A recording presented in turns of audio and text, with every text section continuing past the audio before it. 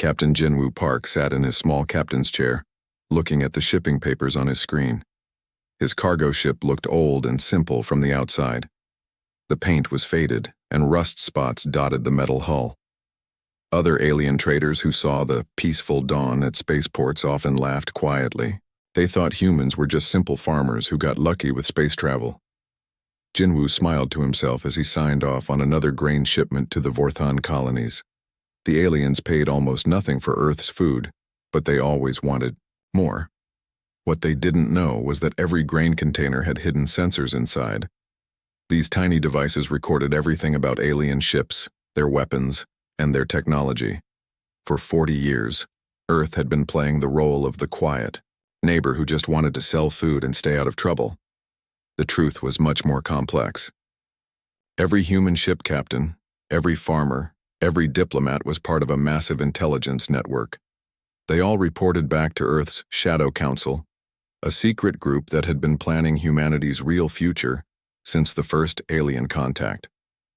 The aliens thought they were dealing with simple people who were happy to be ignored. They had no idea that humans were watching, learning, and preparing. Far away from the busy trade routes on a dark moon called Titan 7, Admiral Minji Kang never slept well. Her hidden military base was built deep inside the moon's rocky surface, invisible to any alien sensors. Hundreds of her best officers worked in the control center, their faces lit by the blue glow of monitoring screens. They tracked every alien military ship that moved through space. Minji walked between the workstations, checking on her people. Lieutenant Seoyeon Kim was analyzing new Zephyrian battleship designs. The cat-like aliens had been building bigger and more dangerous ships every year. Sergeant Dongmin Lim was studying alien communication patterns, looking for weaknesses in their command structure. Every piece of information was carefully recorded and sent back to Earth through secret channels. The base itself was a marvel of hidden engineering. From space, Titan 7 looked like any other dead moon, but inside, thousands of people lived and worked in a facility that could house a small city. They had their own farms, factories, and even entertainment centers. Some of the staff had been born here and had never seen Earth, but they all shared the same mission: to protect humanity by staying invisible. Dr. Hyeon Lee rarely left his underground laboratory beneath the mountains of Korea. His team of brilliant scientists worked on projects that would amaze the galaxy's greatest minds. They studied every piece of alien technology that human agents could secretly obtain. Broken weapon parts, computer chips, even alien food packages. Everything taught them something new. In his latest project, Hyun was developing shields that could stop weapons the aliens didn't even know existed yet. His computers ran millions of battle simulations, testing human ship designs against every known alien weapon. The results were promising. When the time came to fight, humanity would be ready with surprises that would shock their enemies. The laboratory was connected to similar facilities around the world through underground tunnels and hidden networks. Scientists in Brazil worked on new engine designs. Engineers in Japan built prototype weapons. Researchers in Canada studied alien biology to find weaknesses. All of this happened while the world above continued its peaceful farming and trading. Ambassador Soo-min Choi attended another boring trade meeting in the Confederation's Crystal Palace on Nexus Station. She wore simple clothes and carried an old-fashioned briefcase, looking like exactly what the aliens expected. A minor diplomat from a minor world. The other ambassadors barely looked at her as she took her seat at the back of the room. The meeting was about trade routes and shipping taxes. Soo-min nodded politely as the more important ambassadors argued about profits and territories. She agreed to another unfair deal that would make human grain even cheaper for alien buyers. The other diplomats smiled, thinking they had fooled the simple human again. But Soo-min was recording everything. She noticed which species were demanding more military ships. She saw which ambassadors looked nervous when certain topics came up. She memorized the names of every aggressive empire and every potential threat to human space. Her reports would help Earth's Shadow Council decide which enemies to watch most carefully. As the meeting ended, Soo-min shook hands with ambassadors who thought they were superior to humans. They had no idea that the quiet woman from Earth was one of the most dangerous people in the galaxy. She was helping to plan humanity's future, and that future would surprise everyone. The galaxy continued its daily business, completely unaware that humanity's true nature remained hidden, waiting for the right moment to emerge. Governor Taehyung Kim was having breakfast with his family when the emergency alarm started screaming across New Jeju Colony. His wife Jisoo grabbed their 2 young children while Taehyung ran to the communication center. The message waiting for him made his blood turn cold. The Zephyrians were demanding complete surrender of all human colonies within 1 hour, or they would start destroying settlements from space. Taehyung looked up at the morning sky through the dome that protected their small farming community. Somewhere up there, invisible to the naked eye, alien warships were pointing their weapons down at his people. He had about 3,000 colonists under his protection, farmers, teachers, engineers, and their families, who had come here to build a better life among the stars. The Zephyrian message was clear and brutal. They wanted humans to kneel and accept slavery or die. There was no middle ground, no negotiation, no mercy. Taehyung had been a governor for 12 years, and he had always hoped this day would never come. But like every human leader in space, he had been prepared for it. He opened a secure channel to Earth and spoke quickly. The orbital bombardment would start any minute, and he could already see the energy signatures building up in space. Beamer. Words were simple but carried decades of planning.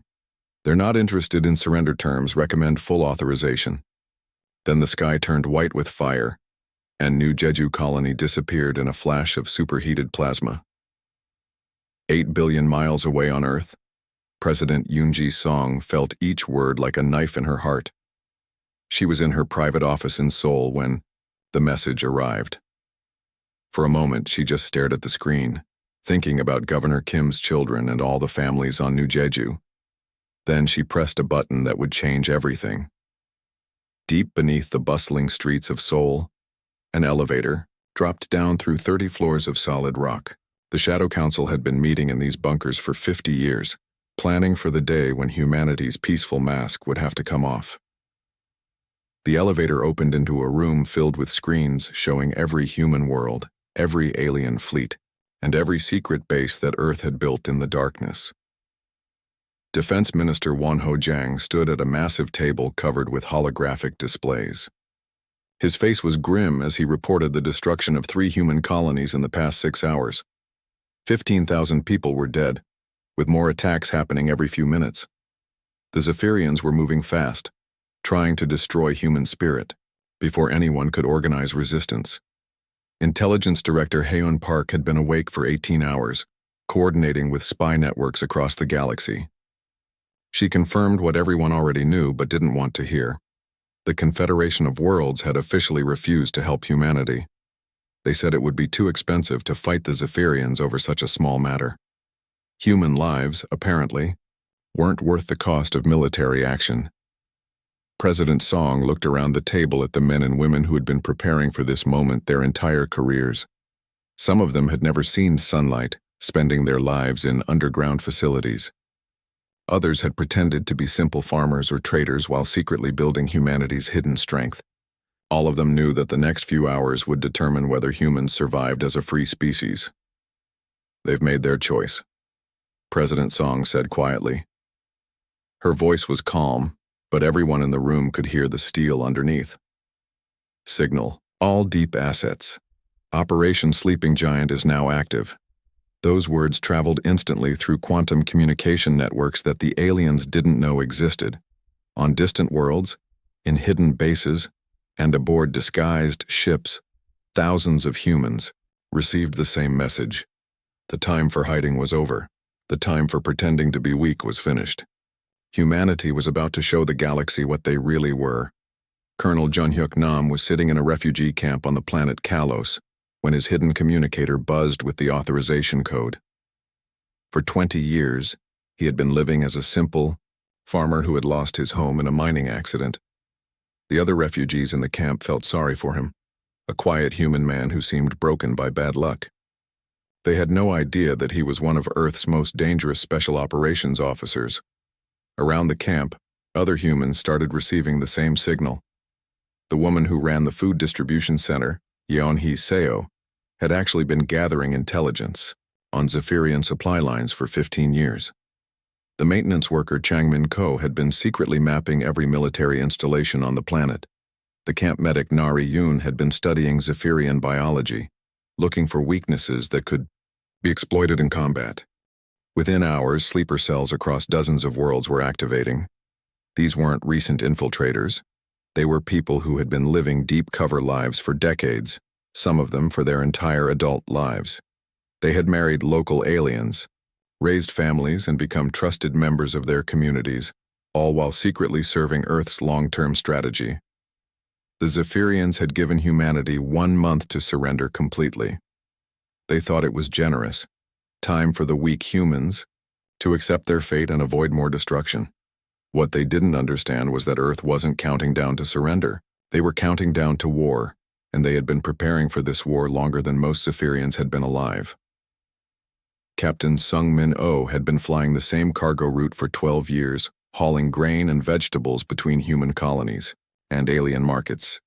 His ship, the Steady Prophet, looked like a beaten-up old freighter that had seen better days. The hull was scratched and dented, the paint was faded, and alien dock workers always laughed when they saw it limping into port. But today was different. Sung-min received the coded message he had been waiting for his entire career, and everything changed in seconds. He pressed his palm against a hidden scanner on his captain's chair, and the transformation began. The rusty outer hull split open, like flower petals, revealing gleaming armor plating underneath. Weapon ports slid open along the sides of the ship, and massive gun barrels extended into firing position. The old engines that had seemed so weak suddenly roared to life with power that no alien had ever seen from a human vessel. Within minutes, the Steady Prophet had become something that looked like it belonged in the nightmares of enemy admirals. All around him, other human ships were doing the same thing. The grain hauler, Peaceful Harvest, revealed itself as a destroyer, bristling with missile launchers. The passenger liner, Safe Journey, opened hidden bays containing fighter squadrons. A dozen cargo ships that had been hauling simple farm products for years suddenly looked like the most advanced war fleet in known space. Captain Myeon Park, who had been flying the route next to Sungmin's for 8 years, opened a communication channel. Her voice was calm and professional, completely different from the cheerful farmer's daughter she had pretended to be. All units, this is Phantom Squadron Leader. Commence Phase 1 operations. Let's show them what human farmers really grow. Meanwhile, in the dark spaces between planets, Admiral Minji Kang stood in the command center of Titan Station and felt a moment of pride that she had been waiting decades to experience. Her entire life had been spent preparing for this moment. She had never married, never had children, never lived a normal life because she knew that humanity's survival might depend on what happened next. The station around her was waking up from its long sleep. For 50 years, Titan Station had looked like a simple mining and research facility to any aliens who bothered to scan it. But hidden inside the rocky surface were shipyards that could build vessels faster than any alien civilization thought possible. Nuclear reactors that had been running at minimum power suddenly surged to full capacity. Assembly lines that had been carefully maintained but never used began moving for the first time. "Admiral, all construction bays are coming online," reported Commander Jinsu Han. "The first wave of new ships will be ready for launch in 6 hours." Behind him, through reinforced windows, they could see the massive construction facility coming to life. Robotic arms moved with perfect precision, welding armor plating and installing weapons systems on ships that had been designed specifically to fight aliens who thought they knew humanity's capabilities. But the real surprise was happening in what everyone thought were simple asteroid mining operations. For decades, human mining ships had been working in asteroid fields throughout the solar system, extracting metals and rare elements. At least, that's what alien observers thought they were doing. In reality, they had been building defense platforms inside hollowed-out asteroids. Chief Engineer Soo-Jin Lee watched as mining equipment transformed into weapons platforms. Drilling machines became missile launchers. Ore processors revealed themselves as shield generators. Simple cargo containers opened to release swarms of fighter drones. Within hours, every major asteroid field in human space had become a fortress that could destroy entire invasion fleets. On Earth itself, Dr. Hyun Lee sat in his underground laboratory and initiated the most ambitious engineering project in human history. Beneath every major city on Earth, his teams had spent 30 years building planetary defense systems that alien scientists would have said were impossible. The energy requirements alone should have been more than any single planet could generate. But humans had learned to think differently about energy. Geothermal plants tapped directly into Earth's molten core. Orbital solar collectors that looked like simple communication satellites suddenly revealed their true purpose. Fusion reactors hidden beneath the ocean floor came online for the first time. The power signature that resulted was so massive that sensor arrays throughout the inner galaxy started screaming warnings about energy readings that shouldn't exist. In the capital cities of a dozen alien empires, military analysts stared at their screens in confusion. According to their sensors, Earth had just become the most heavily defended planet in known space. The humans who had been buying basic technology from aliens for decades suddenly appeared to have weapons and defenses that were generations ahead of anything the galaxy had ever seen. Ambassador Suman Choi had been preparing for this moment longer than anyone. She had spent 20 years smiling politely, while aliens treated humanity like children who were lucky to be allowed at the adult table. She had agreed to unfair trade deals, accepted insults with grace, and let other species believe that humans were weak and grateful for any scraps of respect. Now she stood before the Confederation Council, and everything about her had changed. Her posture was different, straight and confident instead of apologetic. Her voice carried authority that made even the most arrogant alien ambassadors pay attention. Most importantly, her smile was gone, replaced by the cold professionalism of someone who represented a power that could no longer be ignored. Earth is adjusting its defensive posture, she announced to the shocked council. We recommend all non-military vessels avoid human space until further notice. The simple words carried implications that terrified every intelligence analyst in the room. Humanity wasn't asking for permission or apologizing for inconvenience. They were giving orders, and the tone suggested that those orders had better be followed. The sleeping giant was stirring, and the galaxy was about to learn what happened when humanity stopped pretending to be harmless. Admiral Yanwu Shin had been hiding behind Earth's moon for 3 days, watching the Zephyrian invasion fleet approach through her ship's advanced sensors. The enemy had brought their most powerful warships, massive dreadnoughts that had conquered dozens of worlds. Their hulls were covered in thick armor plating, and their weapons could turn entire cities into glass. To any normal observer, the Zephyrian fleet looked unstoppable, but Admiral Shin wasn't worried. She was excited. Her flagship, Terra's Wrath, was longer than 3 city blocks and packed with technology that would have seemed like magic to the aliens approaching Earth. For 50 years, humanity had been building ships in secret, learning from every alien design they could study, and then improving on them in ways that alien engineers never imagined possible. The result was a vessel that made the galaxy's most feared warships look like toys. Admiral, enemy fleet is entering weapons range, reported her tactical officer, Commander Bowman Choi. They're still broadcasting surrender demands on all frequencies. Yanwu smiled grimly. The Zephyrians expected Earth to surrender without a fight, just like all the other worlds they had conquered. They thought humans were weak farmers who would beg for mercy. They were about to learn how wrong they were. All ships, this is Admiral Shin, she announced to her fleet. Today we show the galaxy what happens when you threaten humanity's children. Attack Formation Alpha. Let's give them a proper welcome to human space.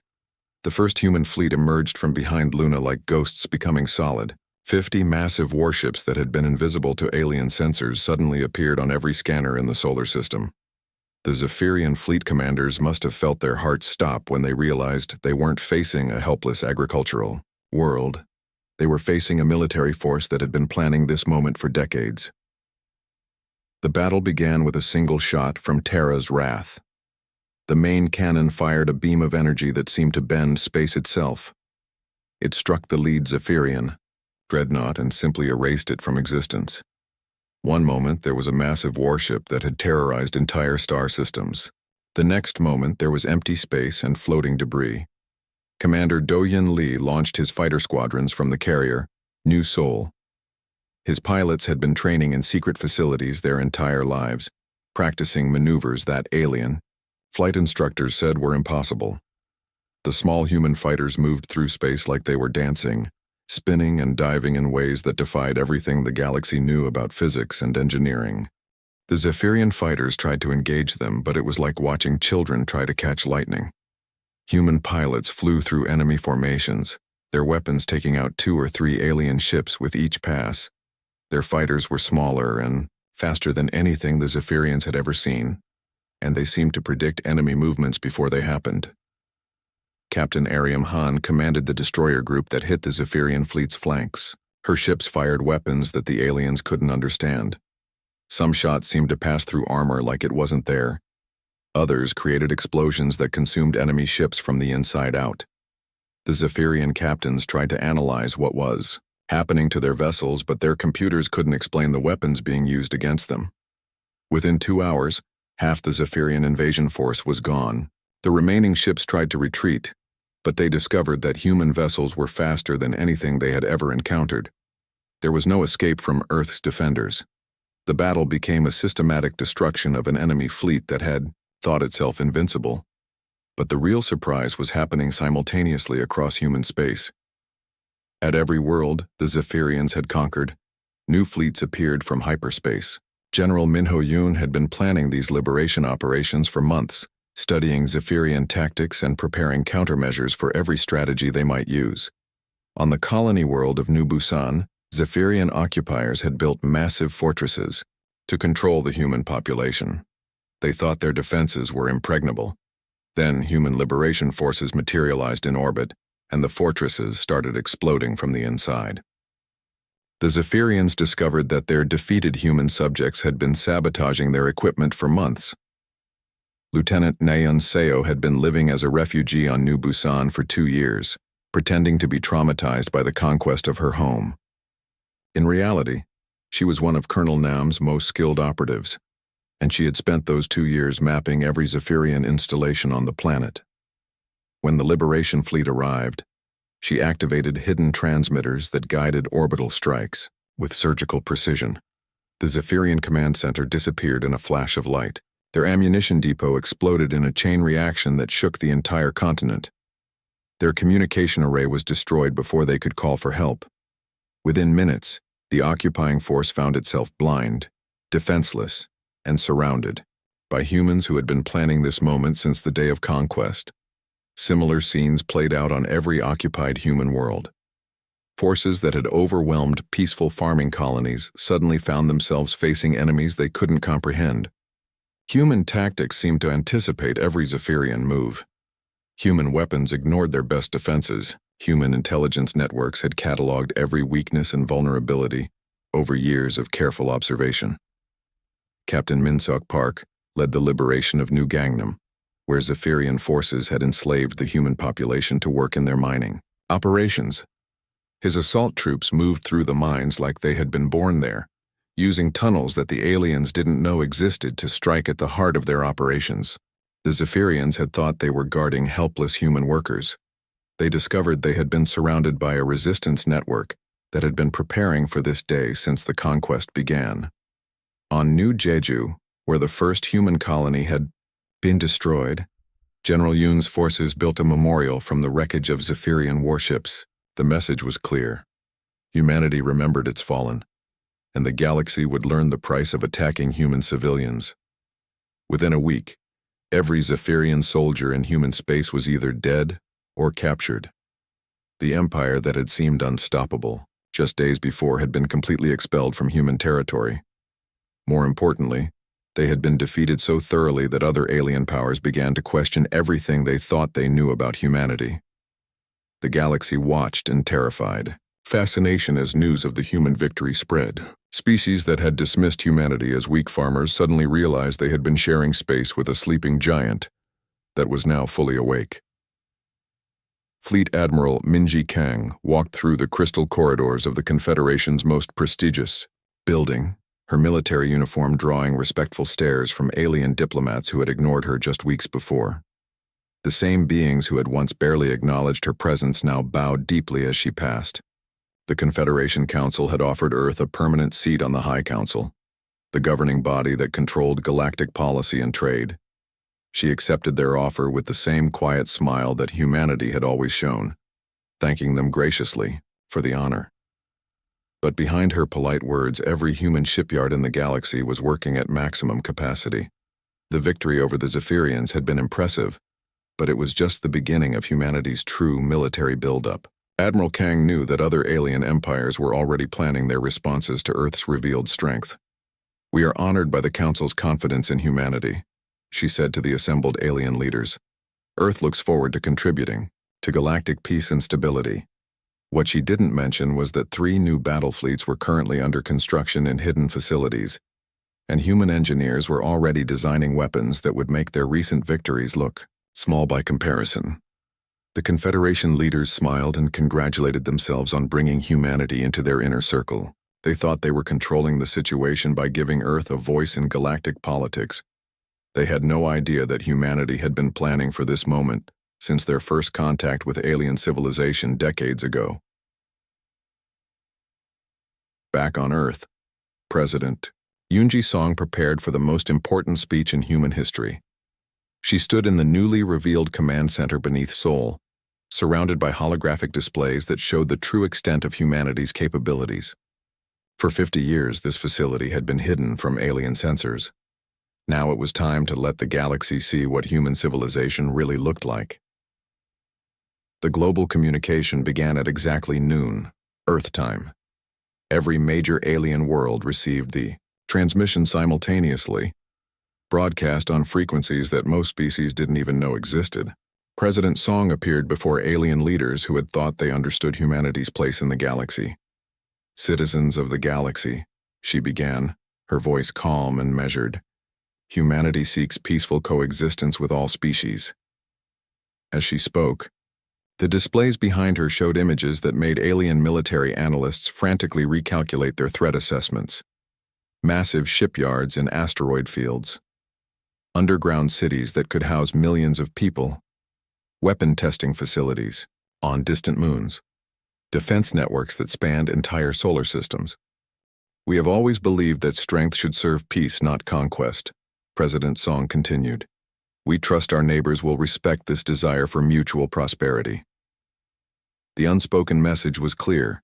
Humanity was strong enough to defend itself and its interests, and other species would be wise to remember that fact. On the trade station Nexus Prime, Ambassador Suman Choi sat down for her first negotiation meeting since humanity's military revelation. The same alien merchants who had once offered her insulting prices for human agricultural products now competed desperately for her attention.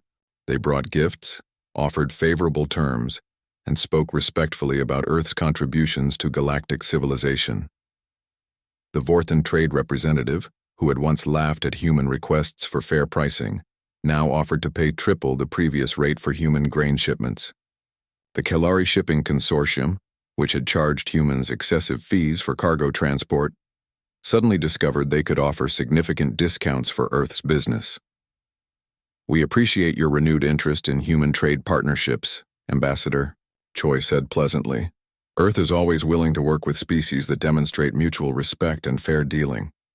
She signed agreements that would bring wealth flowing into human space, funding the continued expansion of Earth's hidden military capabilities. Meanwhile, in research facilities across human space, Dr. Hyan Lee's teams were carefully selecting which technologies to share with their new alien partners. They demonstrated medical advances that could extend alien lifespans, agricultural techniques that could feed starving worlds, and energy systems that could power entire civilizations, cleanly and efficiently. But for every technology they shared, they kept 10 more classified. The aliens received gifts that seemed incredibly advanced, never realizing they were seeing only the surface of human scientific achievement. Dr. Lee's real research focused on technologies that would ensure humanity's continued advantage over any potential enemies. The Rigelian Science Consortium begged for access to human medical technology after seeing demonstrations of treatments that could cure diseases they had fought for centuries. The Andromedan Engineering Guild offered massive trade concessions in exchange for human energy systems that could revolutionize their industrial capacity. Species that had once looked down on human science now competed desperately for access to Earth's knowledge. Captain Jinwoo Park, who had spent decades pretending to be a simple cargo hauler, now commanded respect at every spaceport in the galaxy. His ship, still disguised as a modest freighter, received priority docking privileges and the best service from alien crews who had learned to fear human capabilities. Other alien captains sought his friendship, hoping to gain favor with Earth's growing influence. The change in galactic politics was dramatic and permanent. The Zephyrian Empire had been one of the most feared military powers in known space, and humanity had destroyed them in less than a week. Other aggressive species quietly canceled their expansion plans, unwilling to test whether Earth's response to the Zephyrians represented their full military capacity or just a small demonstration. The Kraken hegemony, which had been preparing to invade the Centauri colonies, suddenly discovered urgent internal problems that required all their military attention. The Shadow Dominion, which had been enslaving primitive worlds for decades, found themselves facing mysterious technical problems that crippled their fleet operations. No one could prove that humans were involved, but the message was understood. Throughout the galaxy, trade routes shifted to pass through human space, bringing wealth and information to Earth's growing network of colonies. Alien species that had once ignored human requests for territorial rights now competed to offer favorable border agreements. The galactic balance of power had fundamentally changed, and everyone knew it. In the deep bunkers beneath Sol, the Shadow Council met to plan humanity's next phase of expansion.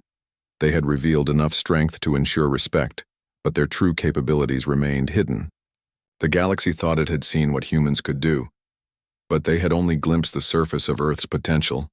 The sleeping giant was fully awake now, and the stars would never be the same.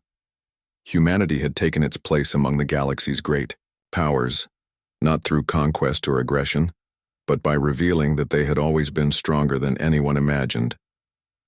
The most dangerous predator, as the galaxy learned, is often the one that chooses when to show its teeth.